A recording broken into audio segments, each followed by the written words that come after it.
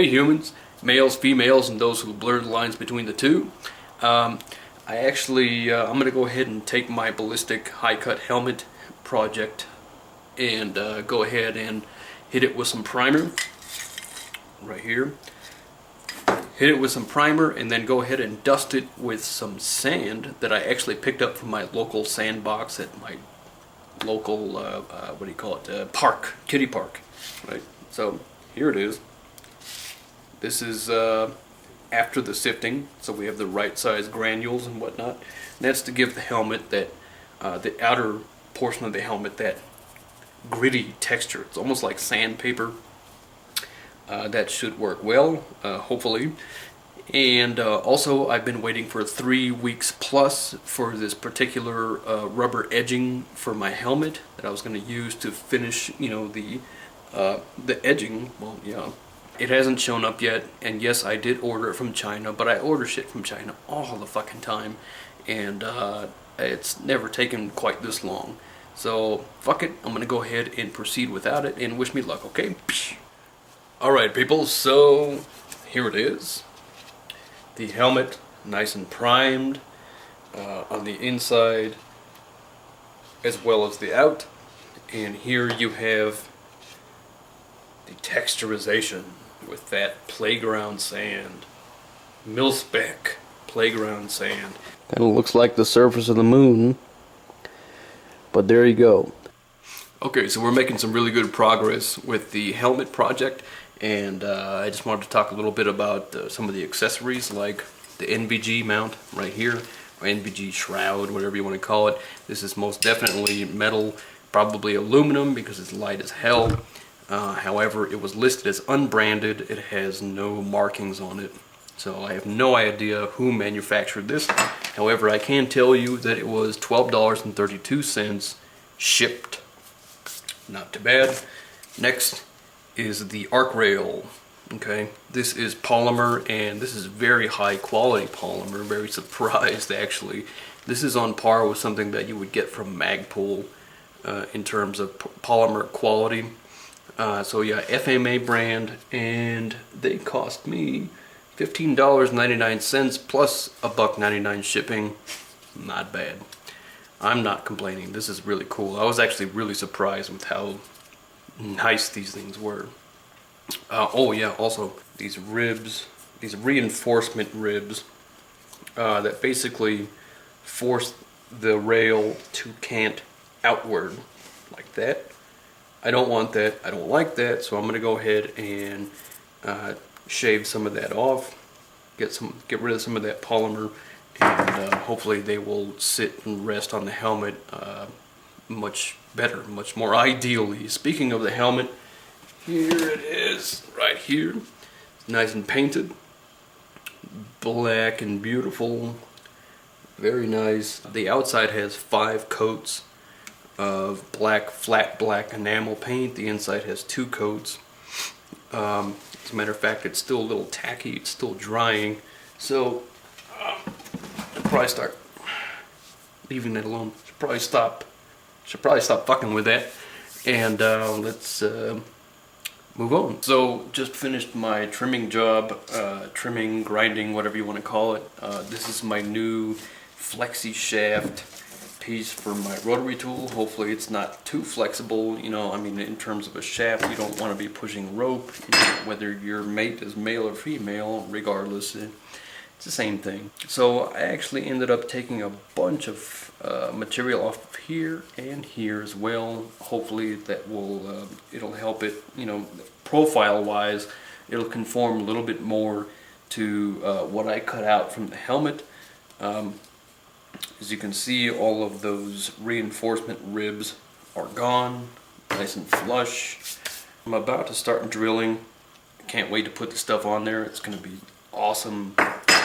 And yeah, hope you guys feel the same way, and see you soon. Peace. Okay, so on a positive note, I got my suspension, my dial suspension kit in the mail today. It's nice. I'll get to that in a second. At this point, I'm having nothing but problems, nothing but inconsistencies.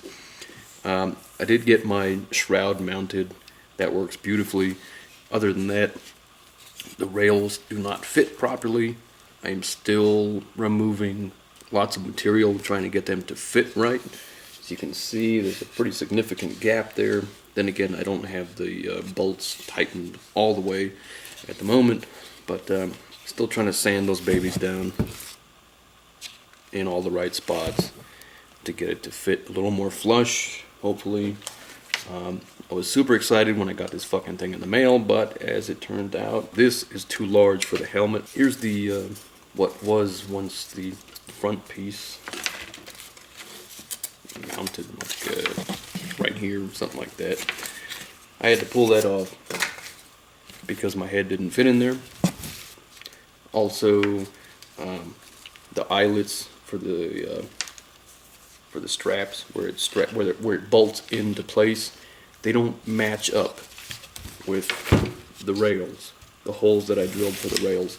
So I have to do some serious modifications on this, give myself a little more space, a little more headroom, and also redo some of the bolt areas. You know. So this is a This is a hole I recently melted. Those will fit properly. And yeah, so fuck.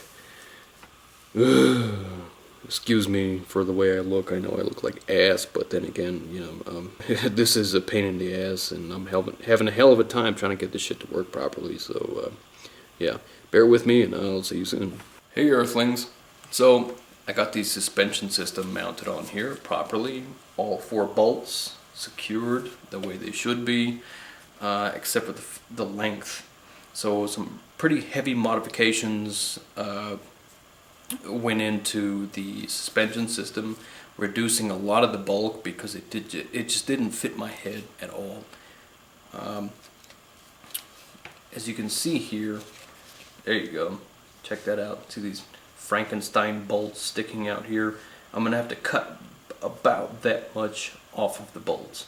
So about 1/4 of an inch, maybe 1/3 of an inch. I'll have to reduce the bolts by that much so they're not stabbing me in the skull. That's not exactly comfortable or desired in any way, shape, or form. But it is mounted. It is actually very comfortable, very nice. Oh yeah, so there was a considerable amount of modifications that went into the bolt holes, the drill holes. So that drilling process blew out a lot of the Kevlar. It was just Kevlar fluff all over the place. I had to remove that. It was a painstaking process with an X-Acto razor blade, and then I basically secured that with hot glue. And hot glue doesn't take all that well to spray paint, so I give it a nice little light coat on top of the hot glue of Mod Podge, which does take really well to spray paint. And yeah, I'll show you what this helmet looks like on my head.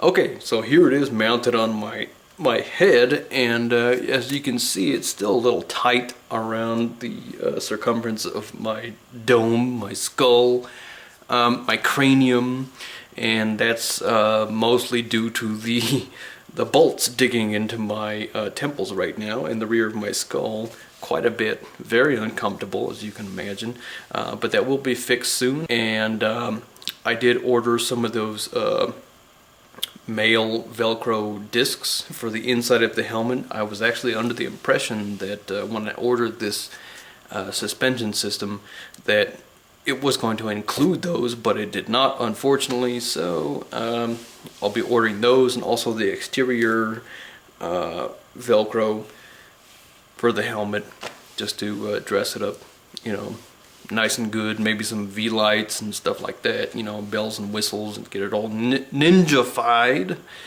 as it were.